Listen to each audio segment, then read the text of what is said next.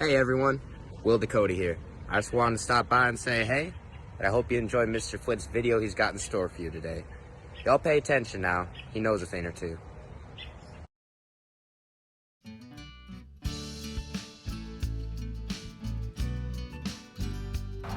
Welcome to another episode of A Moment with History with Mr. Flint. Today's episode, we're going to focus on industrialization and urbanization of the late 19th century, mainly in the Gilded Age.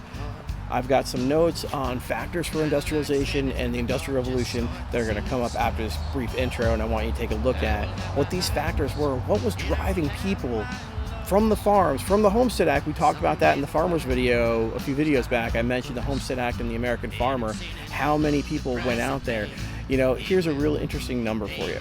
Out of all the farmers that went out there and the homesteaders that went out there, 3 out of every 5 farmers called it quits, packed up their stuff, and headed back to the cities. So you're looking at 60% of the homesteaders are going to return back to the cities, which is going to lead to massive urban growth, all right, which is going to, industrialization is going to lead to urbanization, which we're going to get to in a minute. So take a look at some of these factors for industrialization. But when you talk about industrialization, it comes down to 2 things. The first Industrial Revolution and the second one. Now, the first Industrial Revolution, here's a quick review for you, is going to take place during the 1820s in the U.S., mainly in the Northeast. It's going to take place in states like New York and Massachusetts. You're going to have the Samuel Slater, you're going to get the Lowell factory. Mainly it was textiles, where we took raw cotton and turned it into finished thread, and then those thread factories would then send it off to, textile factories would turn it into fabrics and what have you, and things that the society and public needed. Many of those factories were powered by hydropower. All right, so many early factories were positioned along waterways. Now let's take a look at some environmental impacts of that. Where does all that waste going to go? Well, if you put your factory on a river, naturally you're going to put all that waste into the river because it's going to go downstream. I used to work at Bass Pro Shops, and on the back of our cards it used to say we all live downstream, on the back. The idea being is that don't litter, don't pollute the water, because you live downstream of somebody else. And being here in Florida, we live pretty much downstream of everybody. You look at the Industrial Revolution and its growth and impact and what it's going to lead to the second Industrial Revolution with the Civil War. Now, I want you to take a look at some of this information on factors that lead to industrial development. Take a look.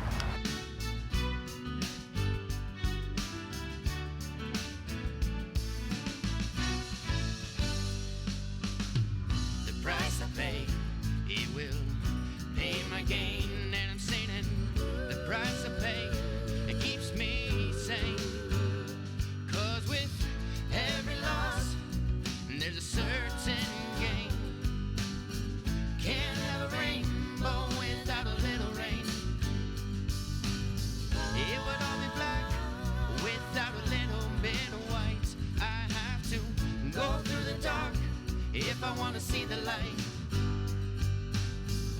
every loss, there's a certain gain. Can't have a rainbow without a little rain.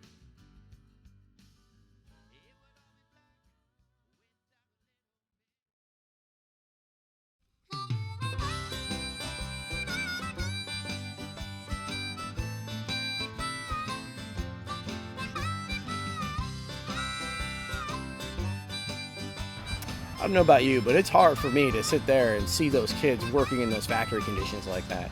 Think about your first job. I mean, I worked for a great company. I was very fortunate. I worked for Richmore Aviation Incorporated in Columbia County, New York. Great company, great people, but it was hard work, but there was always, everything was always done by the book, done right, done well, and I was very fortunate that I was very well taken care of as an employee at that airport and by Richmore Aviation Incorporated.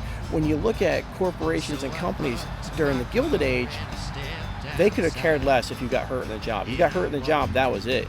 You stuck your hand into a little machine and got your fingers mangled, well, that's it. They'd fire you and hire someone immediately to replace you. They loved hiring children.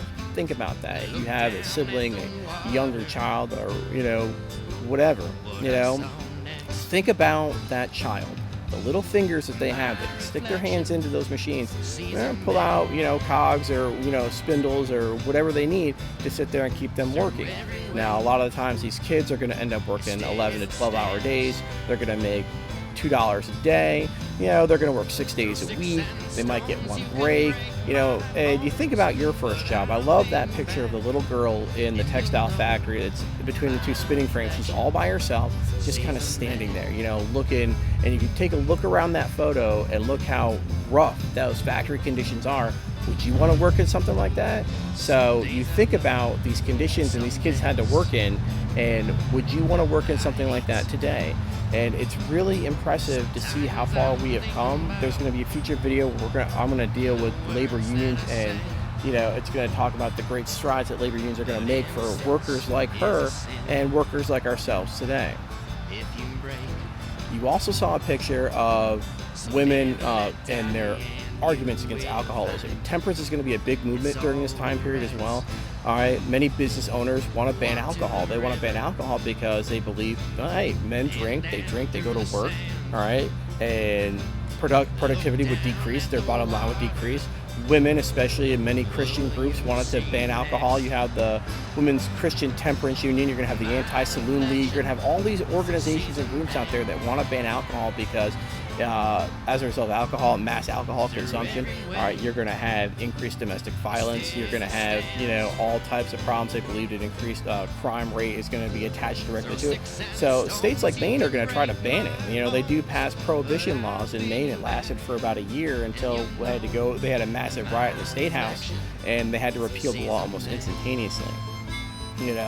These women, you saw the grandmother with the axe there, they would go into bars and just tear the place up and just be so irate about why these bars are still allowed to be here. It's just something to really think about, these prohibition groups that were out there. Think about all of that information right now.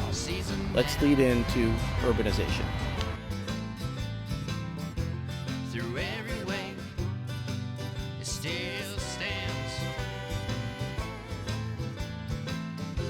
Throw sticks and stones, you can break my bones, but I'll be back, and you'll know that my reflection sees a man.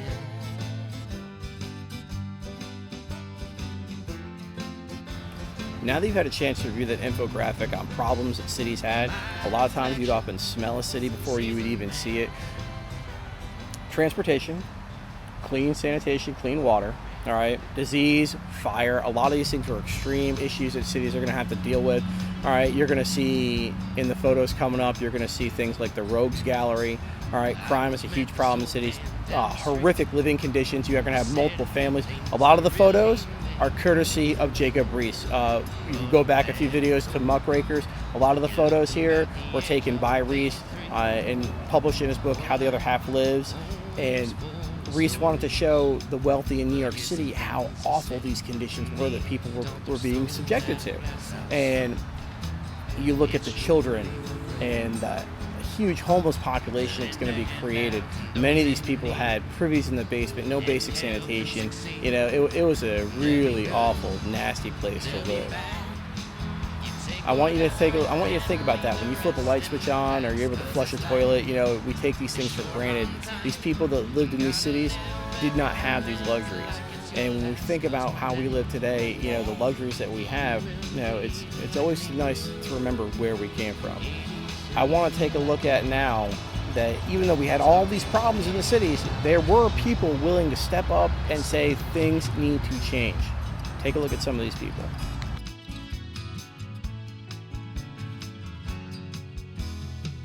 I was just a simple teenage kid. The world in my hands, no worries, no responsibilities. A single KFC, but the things he said, they really stuck with me. Even after 10 years' time, I still hear his voice. Like when he said to me, a simple insult can cut like a knife. Watch the words that you say. What you give out is what you get back. Just remember one thing, never been good, never be bad. You take whatever you can, leave the rest in the past. Cause this life is short on time. You gotta live every moment like it's your last. Cause one day you will be like me, 83 like me.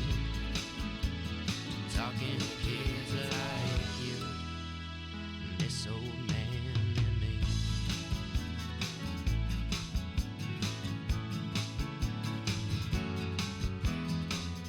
Don't throw stones at a glass house, son. It surely will break. Lend a hand out to those in need and help them succeed. They'll be good, they'll be bad. You take whatever you can, leave the rest in the past. 'Cause this life is short on time. You gotta live every moment like it's your last. 'Cause one day you will be like me, 83 like me. I'll tell you what, that Jane Addams is one tough lady. You're also going to get the Little White Ducks. That's from Colonel George Waring in New York City. They're going to clean city streets. They're going to improve sewer conditions. Hull House is going to be designed for women to learn skills, jobs, trades. There's settlement homes where you come in, you learn a skill, you kind of move on. It's not designed to sit there and stay there. But if you're homeless and you're on the street, you know, and you need help to get moving, well, Jane Addams is going to focus a lot with children. She's going to focus a lot with women, a lot of huge orphan populations. These become huge social reform movements. And once cities like New York start adopting these policies, many other cities are going to follow suit with them. I hope you've enjoyed this content today. The video, the photos, and the infographics that I provided. This is always it's a fun topic to teach because students tend to forget the luxuries that they have in life, and it's always nice to show them where we did come from and how things used to be. And I hope you guys are staying healthy, staying safe, social distancing yourselves. Remember, 6 feet apart, wear your masks. It's a beautiful Friday here in Jacksonville, Florida. If you can, try to get out in your backyard, take a walk, do whatever. I hope you all have a great weekend, and I will see you next time. Stay classy.